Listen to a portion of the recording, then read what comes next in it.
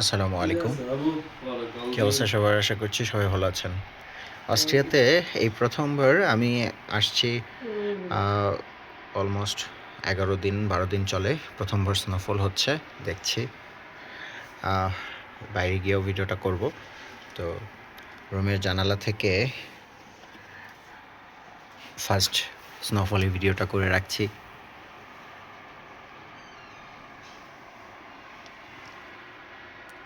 এখন -3 চলতেছে। feels like -3, actually it's -1 or 2 এর মাঝখানে।